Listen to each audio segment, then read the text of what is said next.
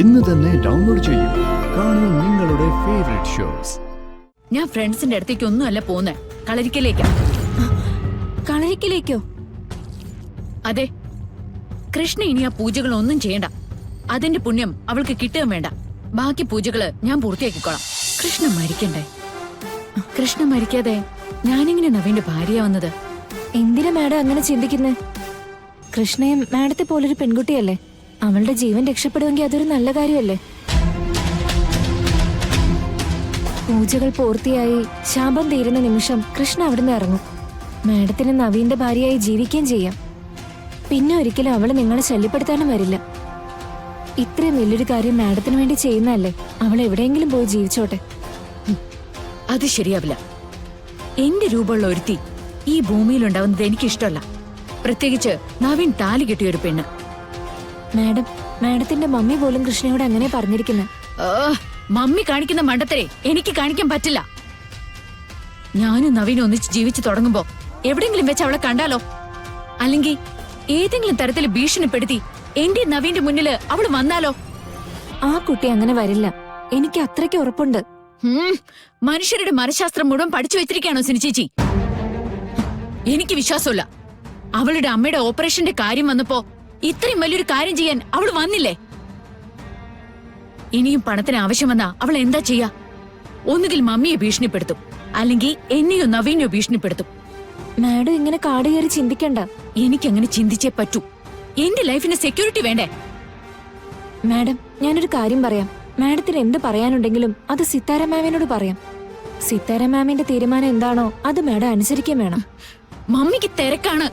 ചില കാര്യങ്ങളിലൊന്നും മമ്മിയുടെ നോട്ടം എത്തില്ല.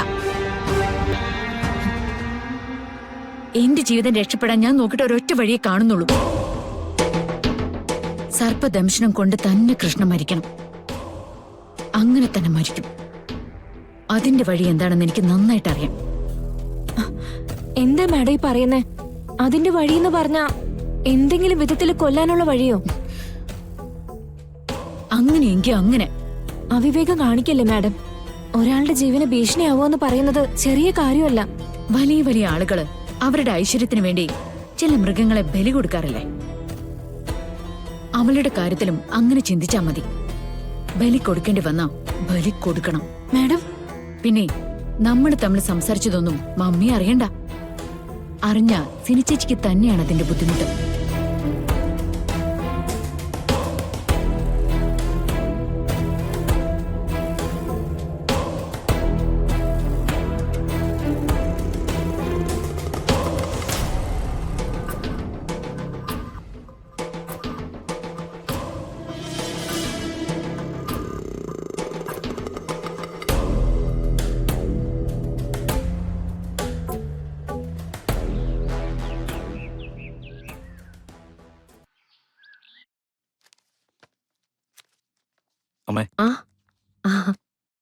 ഞാൻ കരുതി മോനെ ഉറക്കമായിരിക്കുമെന്ന്. രാത്രി കിടന്നിട്ട് ഉറക്കം കിട്ടുന്നില്ല, പിന്നെയാണ് പകല്. അതെന്തു പറ്റി രാത്രി ഉറക്കം കിട്ടാതിരിക്കാൻ? അങ്ങനെയുള്ള കാര്യങ്ങളല്ലേ എല്ലാരും കൂടി ചെയ്തു വെച്ചിരിക്കുന്നത്. ഗാഥയുടെ പൂജ കഴിഞ്ഞില്ല ഇതുവരെ. സർപ്പക്കാവിലെ പൂജയല്ലേ, ചിലപ്പോ കുറച്ച് സമയം എടുക്കും. എന്തിനമ്മ അതിനെങ്ങനെ കഷ്ടപ്പെടുത്തുന്നത്? എന്തൊരു കഠിനമായ വ്രതമൊക്കെ. നേരെ ചൊവ്വേ ഭക്ഷണമില്ല, ഉള്ളത് ഒരു നേരം. ഉറങ്ങാനൊരു പായ മാത്രം. ഗാഥ ഈ കണ്ടീഷനിലാണ് വീട്ടിൽ കഴിഞ്ഞിരുന്നത്. ഇതാരെ ഈ പൂജ വിധൊക്കെ നിശ്ചയിക്കുന്നത്? അതിനൊന്നും കുറ്റം പറയണ്ട. പിന്നെ ആരെ അമ്മയെ പറയേണ്ടത്? മുത്തശ്ശിയോട് എതിർപ്പ് പറഞ്ഞു കഴിഞ്ഞാൽ മുത്തശ്ശിക്ക് അത് വലിയ സങ്കടാവും. അതുകൊണ്ടാണ് ഞാനൊന്നും മിണ്ടാത്തെ. അമ്മ ഇതിന് എന്തെങ്കിലും ഒരു പരിഹാരം ഉണ്ടാക്കി തരണം. എന്തു പരിഹാരം? ഈ വ്രതത്തിന് പകരം വേറെ എന്തെങ്കിലും ചെയ്യാനായിട്ട് പൂജാരിമാരോട് പറയണം. യോ, അങ്ങനൊന്നും പറയാതിരിക്കെ. ആരംഭിച്ചു പോയ വ്രതമല്ലേ. എന്റെ അമ്മയെ ഇത് മാറ്റുന്നതും തീരുമാനിക്കുന്നതൊക്കെ ഇവിടുത്തെ പൂജാരിമാരല്ലേ. അവർ വിചാരിച്ചു കഴിഞ്ഞാൽ നടക്കും. മോനെ, ഗാഥമോള് നല്ല മനസ്സോടുകൂടിയാ പൂജ ചെയ്യുന്നത്. അത് നിങ്ങൾക്ക് എല്ലാവർക്കും തോന്നുന്നല്ലേ.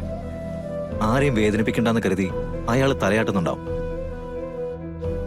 എന്ന് കരുതി അത് അയാൾ ആസ്വദിക്കുന്നുണ്ടെന്നാണോ?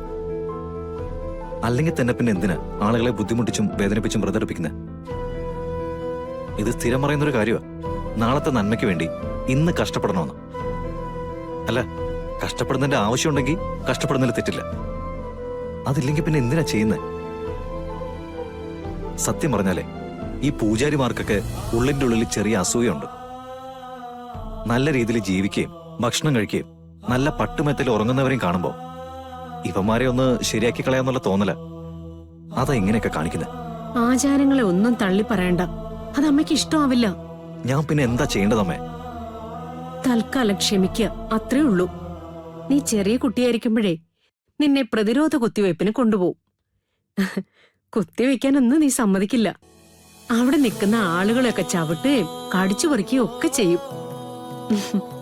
പിന്നെ എല്ലാവരും കൂടി പിടിച്ച് എന്റെ മടിയിലേക്ക് ഇരുത്തും. നീ വല്ലാത്തൊരു അവസ്ഥയിലായിരിക്കും പേടിച്ച്. കുത്തിവയ്പ്പും കഴിഞ്ഞ് തിരിച്ചു പോകുമ്പോ പാതിരാത്രി കഴിഞ്ഞാലും നിന്റെ കരച്ചിൽ നിർത്തില്ല.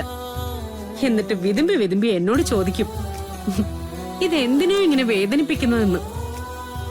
അന്ന് അവരൊക്കെ പറയുന്ന മറുപടി എന്താ? കുത്തിവെക്കുന്നത് ഒറ്റ തവണയാണെന്ന്.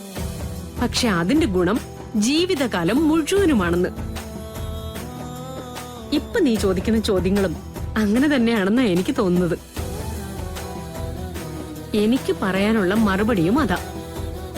നിങ്ങളുടെ ഒരുപാട് കാലത്തെ ജീവിതത്തിന് വേണ്ടി ഒരു 41 ദിവസം മാറ്റിവെക്കുന്നു, അത്രേ ഉള്ളൂ.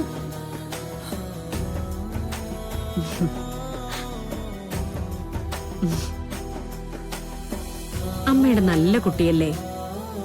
ഇതിന് എതിർപ്പൊന്നും പറയാതെ എല്ലാ രീതിയിലും ഇത് പൂർത്തിയാക്കാൻ ഗാതമോളെ സഹായിക്ക്. എന്നിട്ട് സന്തോഷമായിട്ട് ജീവിക്കണം രണ്ടുപേരും, കേട്ടോ?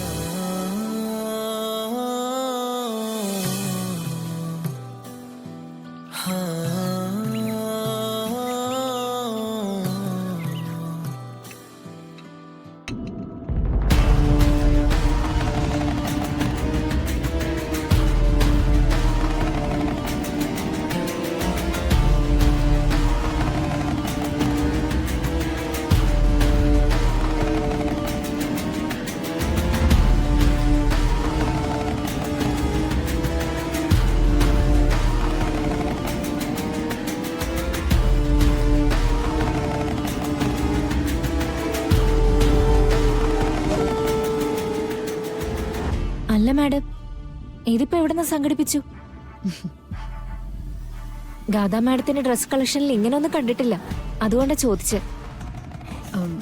എനിക്കിത് ചേരുന്നുണ്ടോ? ഹാ, അതിലെന്താ സംശയമുള്ള? ഗാഥാ മാഡത്തിന് ഏത് ഡ്രസ്സും നന്നായിട്ട് ചേരും.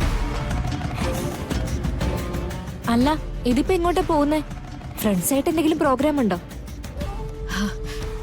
ഞാൻ ഫ്രണ്ട്സിന്റെ അടുത്തേക്ക് ഒന്നും അല്ല പോകുന്നേ, കളരിക്കലേക്കാ. കളരിക്കലേക്കോ? അതെ, കൃഷ്ണ ഇനി ആ പൂജകളൊന്നും ചെയ്യണ്ട. അതിന്റെ പുണ്യം അവൾക്ക് കിട്ടുകയും വേണ്ട. ബാക്കി പൂജകള് ഞാൻ പൂർത്തിയാക്കിക്കോളാം. കൃഷ്ണ